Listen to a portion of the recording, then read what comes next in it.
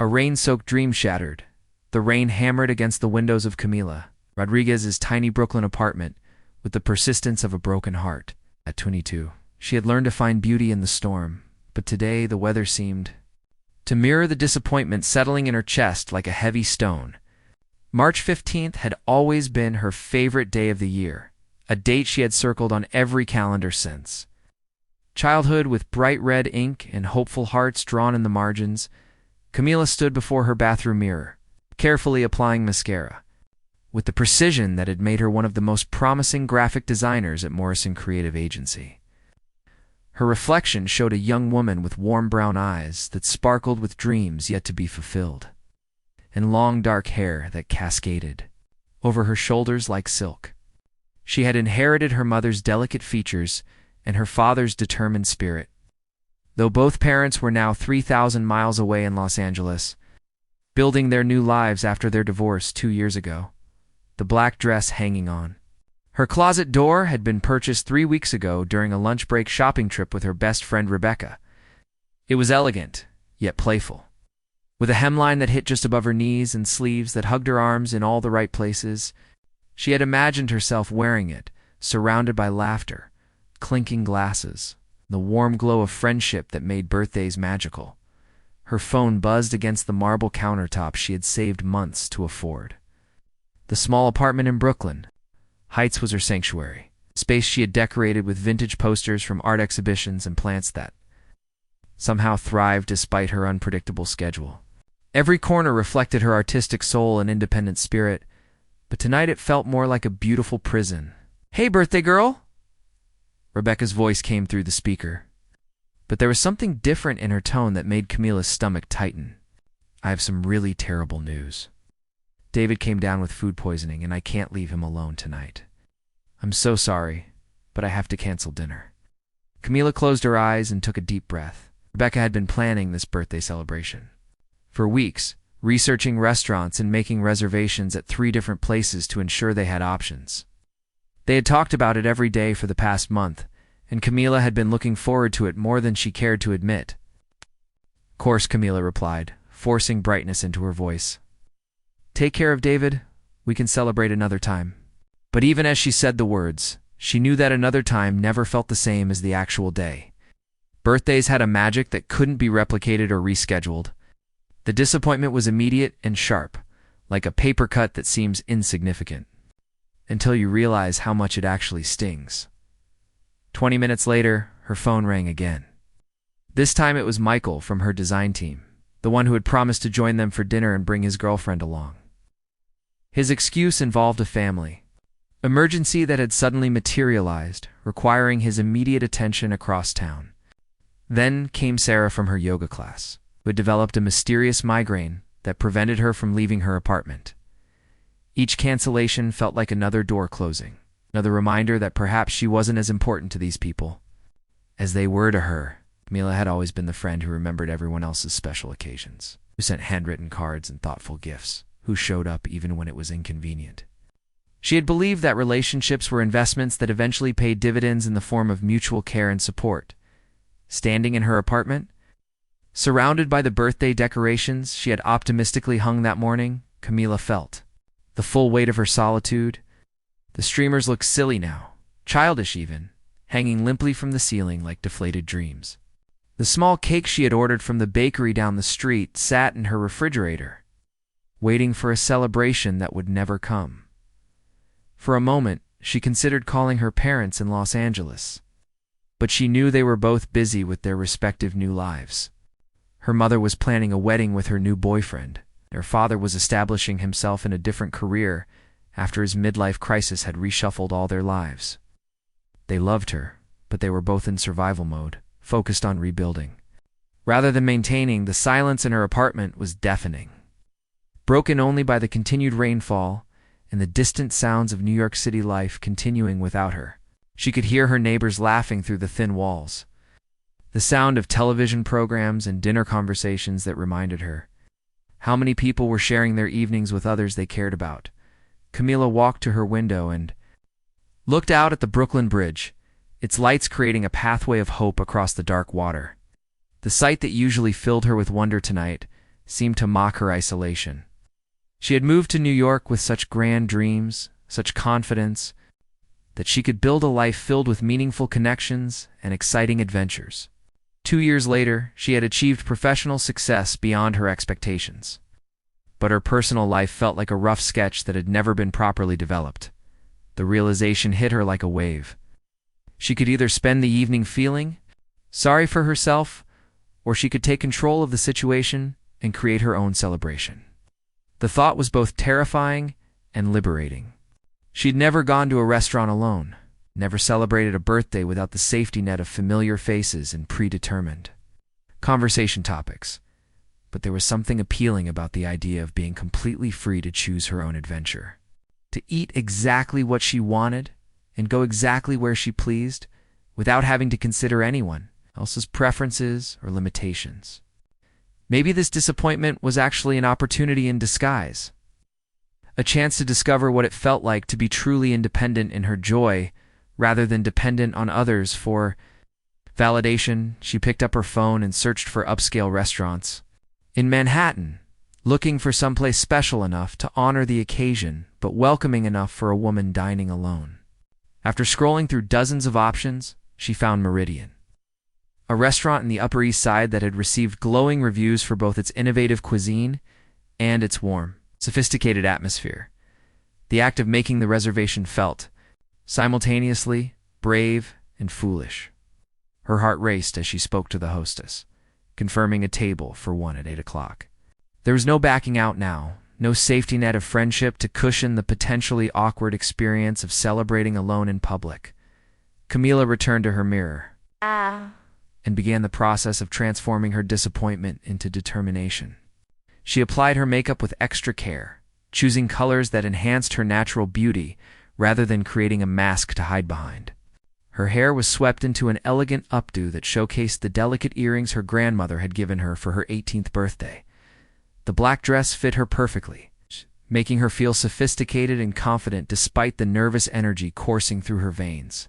She paired it with heels that added 3 inches to her height and made her feel like she could conquer the world, or at least survive a solo dinner in one of Manhattan's most exclusive neighborhoods. As she prepared to leave her apartment, Camila caught her reflection in the full-length mirror near her front door. The woman looking back at her was poised, elegant, and ready for whatever the evening might bring. For the first time since the cancellations began, she felt a spark of excitement about the unknown possibilities ahead. The taxi ride into Manhattan gave her time to process the emotional journey of the day and prepare mentally for the adventure. Ahead, as the city lights grew brighter and the buildings grew taller, Camila felt herself shedding the disappointment of her original plans and embracing the mystery of what was to come. She had no idea that across town, a man named James Blackwood was finishing a business dinner at the same restaurant, equally alone despite being surrounded by colleagues all day. She couldn't have imagined that their paths were about to intersect in a way that would transform not just her birthday, but her entire understanding of what love could be. The taxi pulled up to Meridian just as the rain began to soften into a gentle mist, as if the universe was finally deciding to cooperate with her revised plans. Camila paid the driver, took a deep breath, and stepped out onto the sidewalk, ready to celebrate herself in a way she never had before.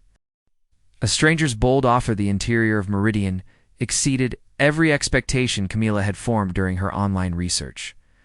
Crystal chandeliers cast warm light across polished marble floors, while soft jazz music created an atmosphere of sophisticated intimacy. The hostess, a woman with perfectly styled blonde hair and a welcoming smile, led her to a corner table with a view of the restaurant's elegant courtyard garden.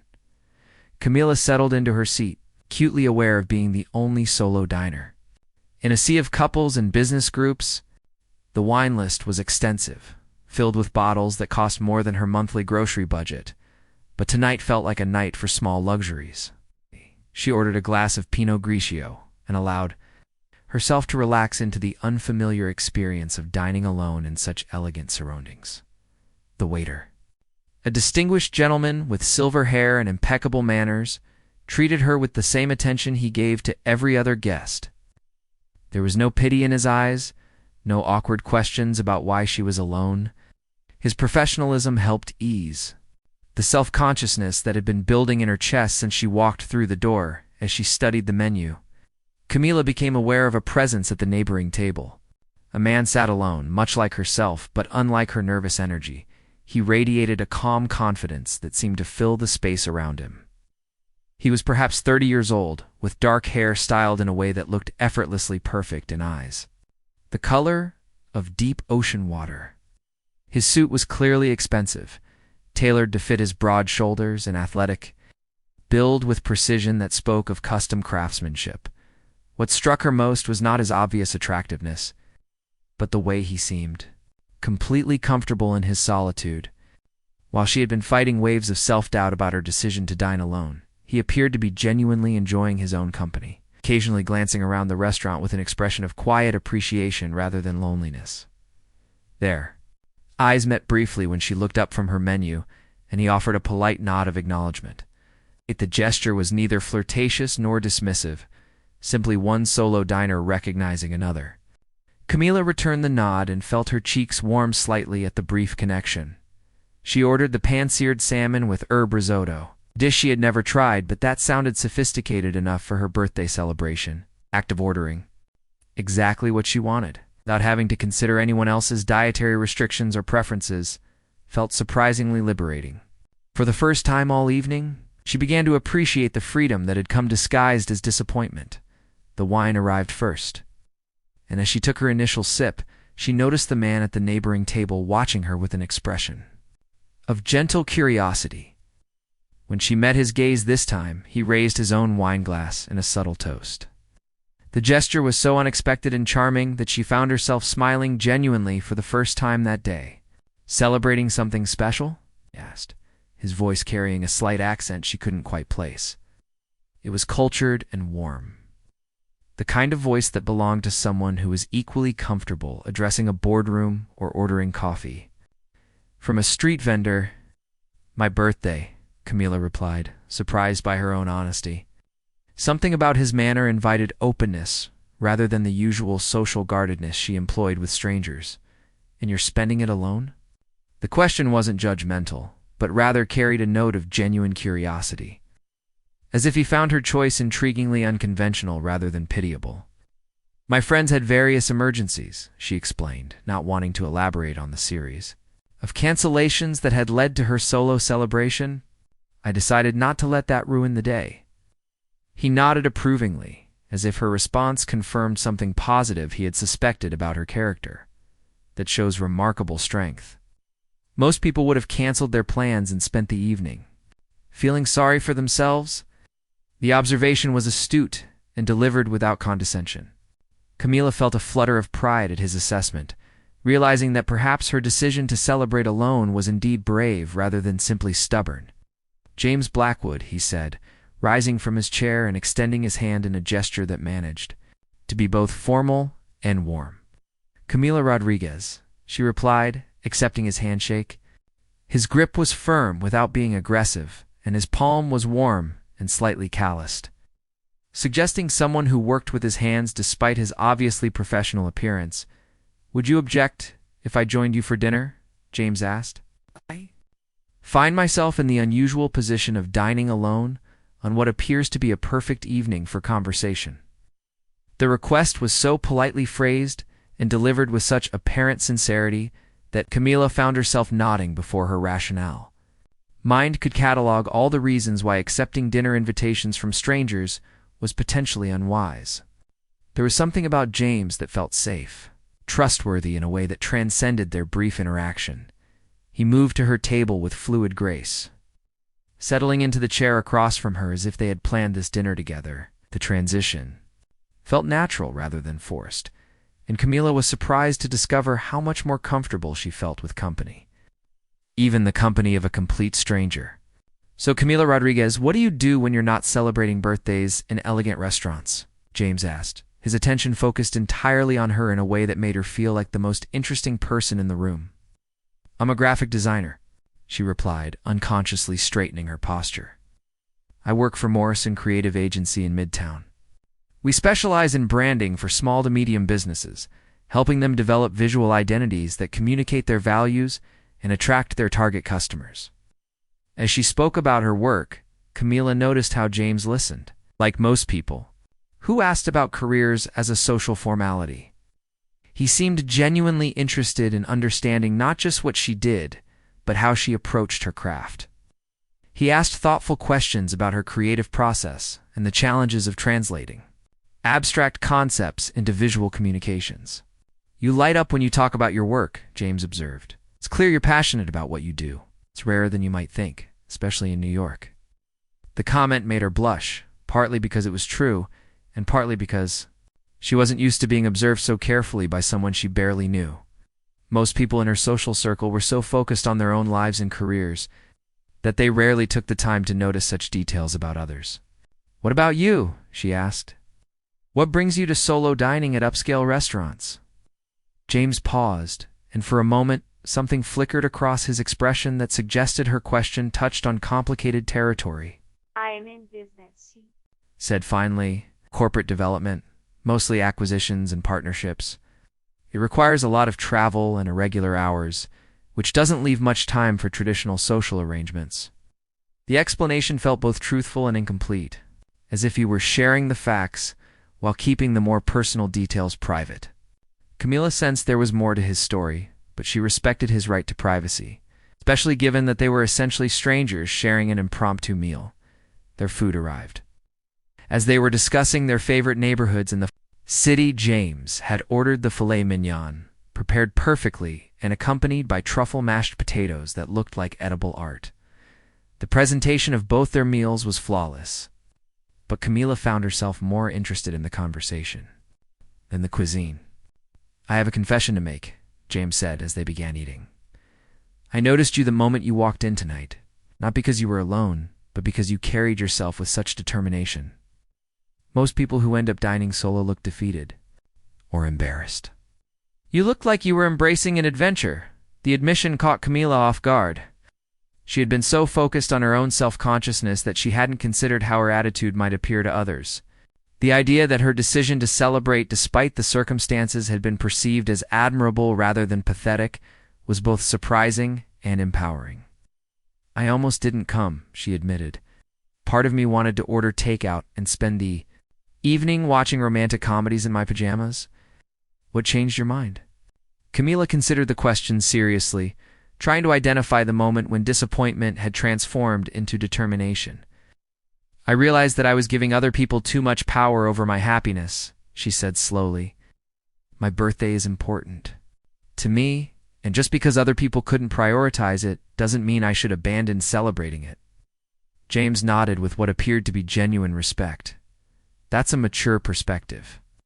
It took me years to learn that lesson, and I'm considerably older than you appear to be."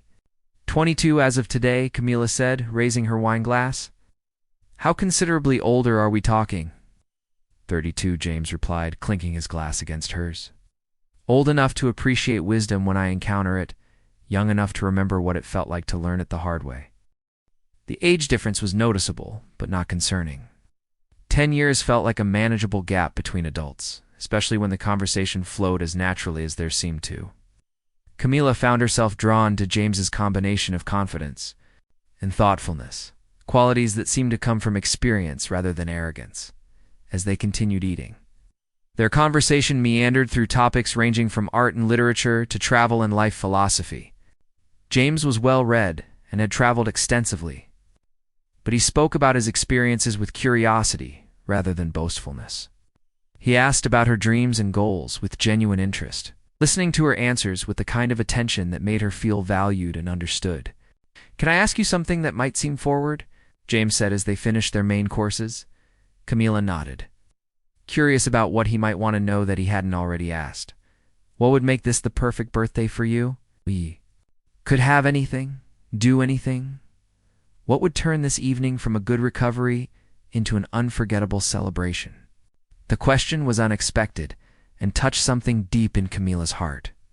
No one had ever asked her what would make her truly happy on her birthday. Previous celebrations had always been planned by others according to their ideas of fun, their available time, their budget constraints. "I don't know," she said honestly. I've never really thought about it. Birthdays have always been about other people's plans and availability. James leaned forward, his ocean blue eyes intense with what appeared to be genuine care. Well, you have the rest of the evening to think about it. If you're open to the suggestion, you have someone willing to help make whatever you decide become reality. The night that changed everything, the dessert menu arrived like a script for the final act of an evening that had already exceeded all of Camila's expectations. James insisted she choose something decadent to properly honor her birthday, and she selected the chocolate souffle, a creation that required 20 minutes of preparation, but promised to be worth the wait. During those 20 minutes, their conversation took on a different quality. The initial politeness had evolved into something more intimate, not romantically, but in the way that happens when two people discover they share similar values and perspectives on life. James spoke about his complicated relationship with success, how achieving professional goals had sometimes come at the cost of personal connections. I spend most of my time in meetings with people who want something from me, he said, swirling the wine in his glass thoughtfully. Business partnerships, investment opportunities, social connections that are really just networking in disguise. It's rare to have a conversation where someone is interested in me as a person rather than as a resource. Camila understood that feeling more than she cared to admit. Her success as a designer had attracted friends who valued her professional skills more than her personality, colleagues who saw her as a useful contact rather than a complete human being. The irony is that professional success was supposed to make personal relationships easier, she said. I thought if I built a good career and became financially independent, everything else would fall into place naturally, and instead, I find myself wondering if people like me for who I am or for what I can do for them. Tonight was supposed to be about celebration with friends, but when their own priorities took precedence, I realized how conditional some of those friendships really are. The souffle arrived as she finished speaking, a masterpiece of pastry art that rose from its ramekin like a chocolate cloud. The server drizzled raspberry coulis around the base with artistic precision, creating a presentation almost too beautiful. To destroy with a spoon, make a wish, James said, watching her prepare to take the first bite. Camila closed her eyes for a moment, and instead of wishing for something she wanted, she found herself feeling grateful for something she had found. The evening had transformed from a lonely birthday into a meaningful connection with someone who saw her clearly and appreciated what he saw. The souffle was extraordinary, rich and airy simultaneously, melting on her tongue while delivering deep chocolate flavor that seemed to contain hints of every happy memory she'd ever associated with birthday celebrations. She offered James a taste, and when he accepted, the simple act of sharing dessert felt surprisingly intimate. I have a proposition, James said as they finished the souffle, and I want you to know that I've never done anything like this before. So if it sounds crazy, that's because it probably is. Camila felt her pulse quicken, not with nervousness but with anticipation. The evening had already been full of unexpected turns, and she found herself curious rather than cautious about what he might suggest. This has been the most genuine conversation I've had in months, James continued. You're intelligent, thoughtful, and brave enough to celebrate your birthday alone when your original plans fell through. I'm attracted to your mind as much as your beauty.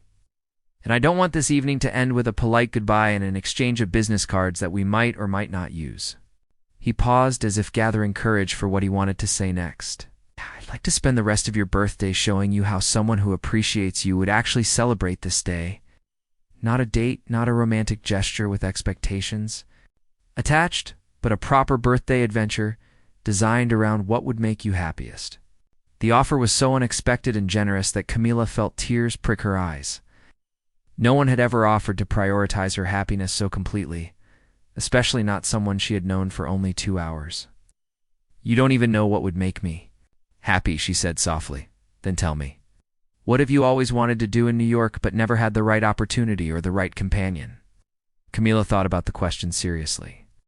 There were so many experiences she had postponed, so many adventures she had avoided because she was waiting for the perfect circumstances or the ideal company. I've always wanted to see the city from above at night, she said slowly. Not from a building or a restaurant, but from somewhere that feels like flying. And I've wanted to walk through Central Park after midnight when it's quiet and mysterious instead of crowded and touristy. James smiled, and she could see him already formulating plans. Well, those are both achievable.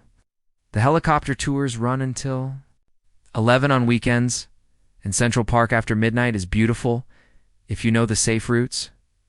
You would do that? Spend your evening on adventures planned for someone you just met? Camila, I've spent the last 5 years attending networking events and business dinners that were supposed to be enjoyable, but felt like work obligations. Tonight, talking with you is the first time I've felt genuinely engaged with another person in longer than I care to admit. If you're willing to trust me with your birthday wishes, I'd be honored to help make them come true. The sincerity in his voice was unmistakable. This wasn't a pickup line or a calculated gesture designed to impress her. James genuinely wanted to celebrate her birthday in a way that would create lasting happiness, and he was offering to do so without any apparent expectation of romantic reward.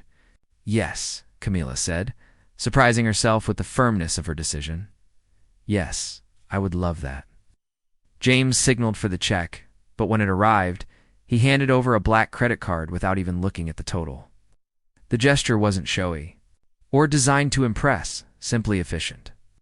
As if removing financial considerations from the equation so they could focus on more important things. Outside the restaurant, the mist had cleared, revealing a sky full of stars that were rarely visible in Manhattan. James made a phone call while they walked, speaking in low, authoritative tones to someone who apparently had the ability to arrange helicopter tours on short notice. We have a helicopter waiting at the West Side heliport, he said, ending the call. The pilot is a friend who owes me a favor, and he's agreed to give us a private tour of the city.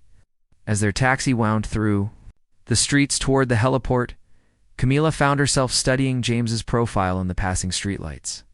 There was something about his ability to make things happen so quickly and efficiently that suggested resources and connections beyond what a typical 32-year-old professional would possess.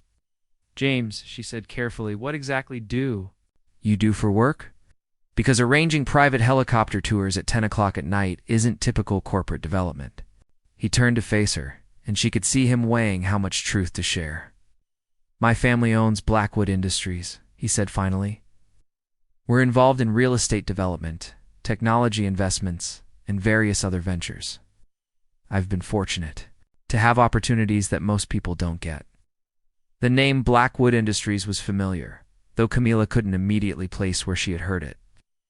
She sensed that James was downplaying his family's wealth and influence, sharing the information reluctantly rather than as a way to impress her. Does that change anything? He asked, watching her face for signs of how this revelation affected her perception of him. Camila considered the question honestly. Learning that James came from significant wealth did explain his confidence and his ability to arrange spontaneous adventures, but it didn't change the way he had treated her or the genuine connection she felt with him.